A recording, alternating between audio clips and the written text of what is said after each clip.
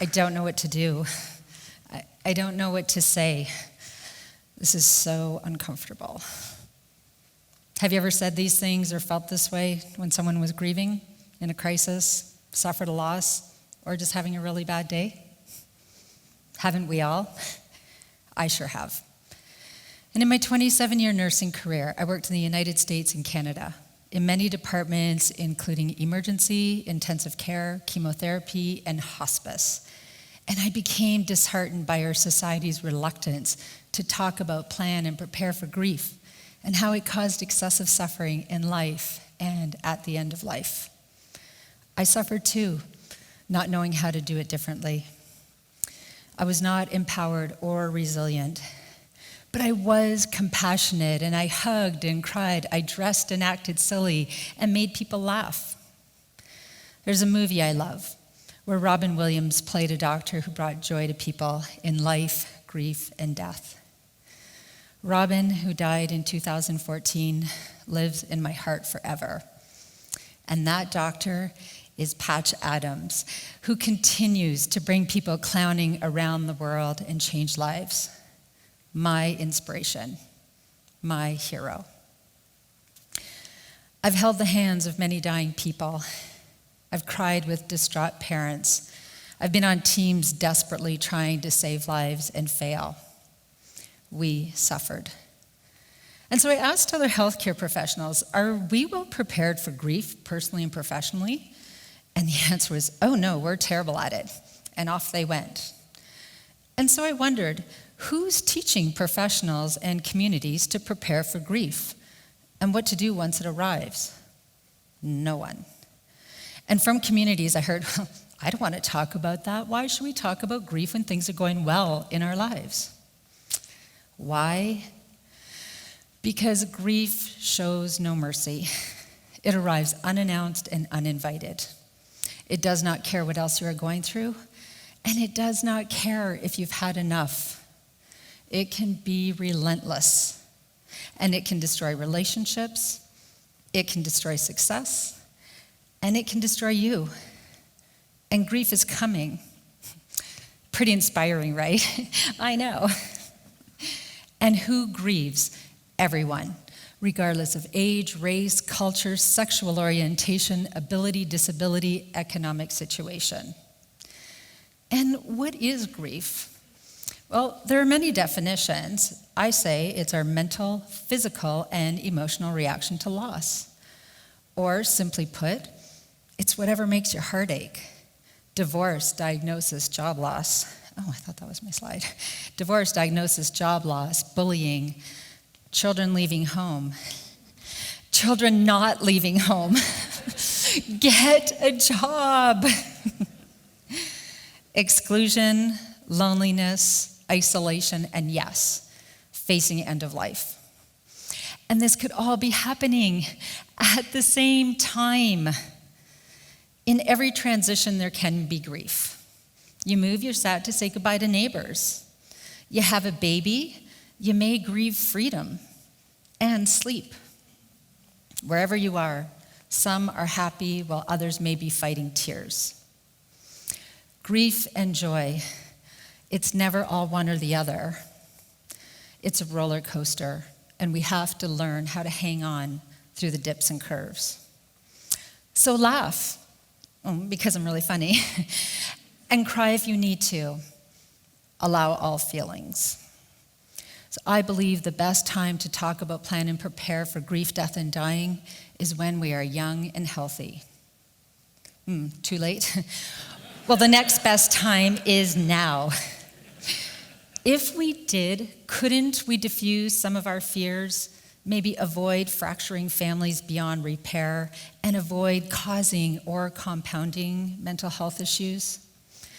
Wouldn't we have a better chance of navigating through whatever life throws at us?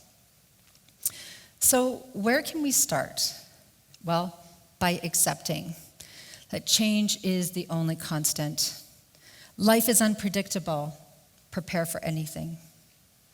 We are not in each other's lives forever. We do not all die of old age, and we do not always get a warning. And what do you believe about life and death? This is what I hold on to. Science shares that we are all energy, and energy cannot be destroyed or created. It just changes. And I choose to believe that we are spiritual beings having a human experience. So we live on, and we can stay connected forever.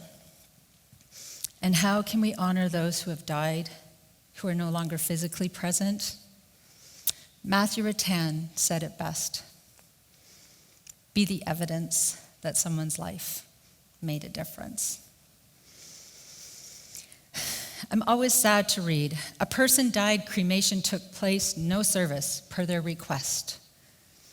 Our grief needs somewhere to go. It needs to be heard. We need to share our stories together.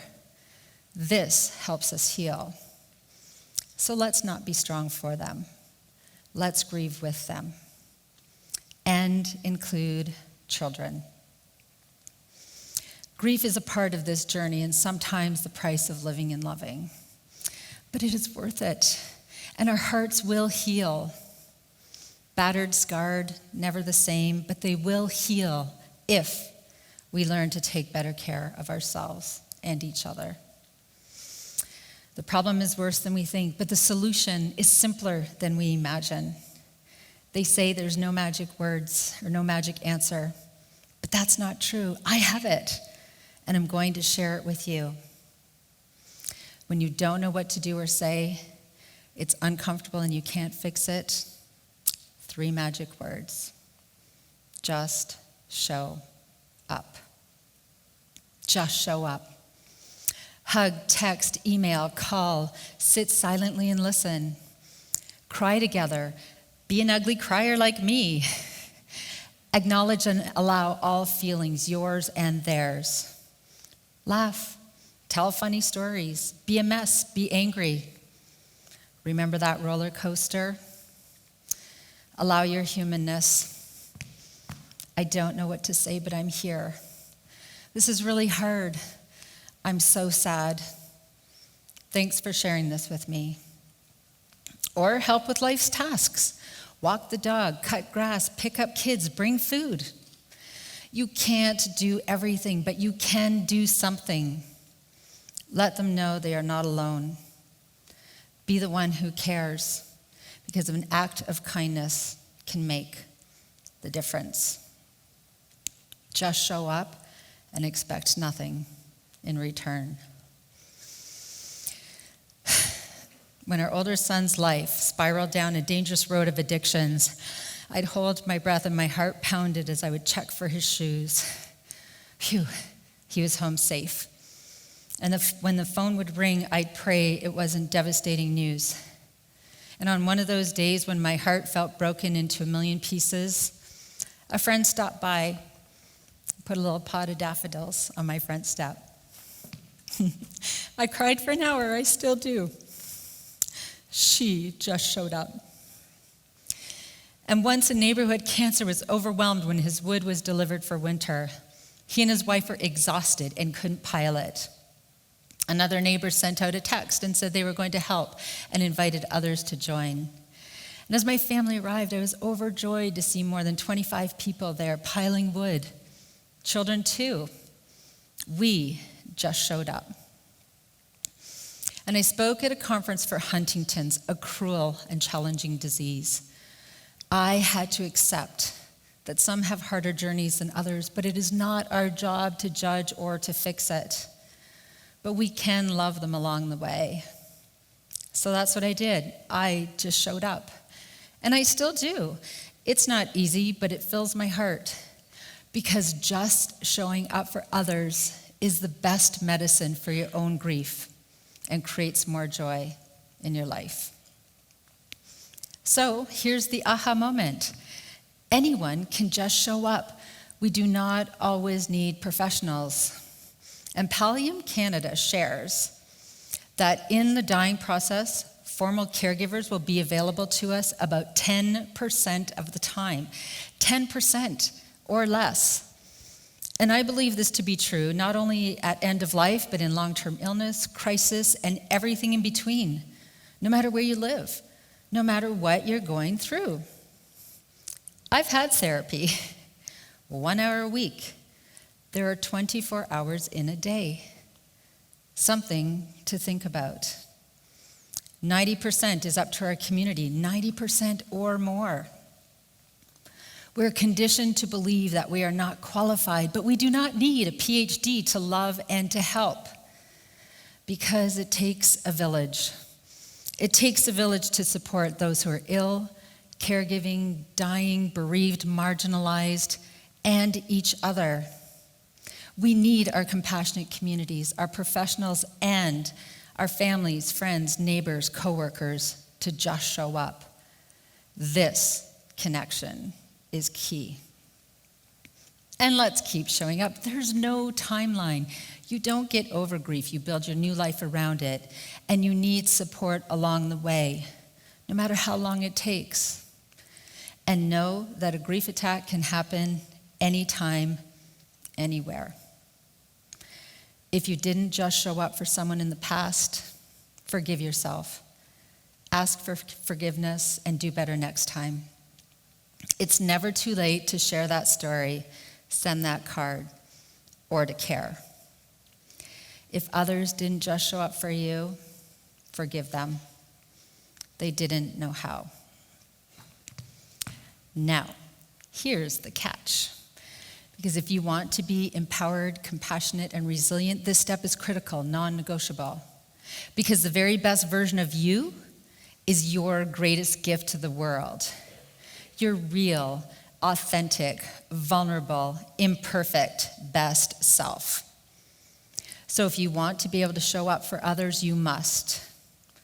Show up for yourself first. Show up for yourself first. Self-care is often ignored. We brag and complain about busyness and putting everyone else first. We feel like heroes. The truth? If you are not a great self-care giver, you're actually being selfish. What? Why? Because you're being a poor example, and you are not your best self, and you're probably a lot crabbier than you think. Eventually, you will break down mentally, physically, emotionally, spiritually, or financially. How do I know? Because I've done it. And I've seen it in others time and time again. So let's forget the polite conversation. Hi, how are you? I'm fine, thanks. Okay, if you need anything, let me know. Thank you. No more putting everyone else first. No more pretending we're fine when we're not. And no more suffering in silos of silence and isolation. Take care of you. It's time to stop ignoring grief and normalize these conversations at home, school, work, and in our communities.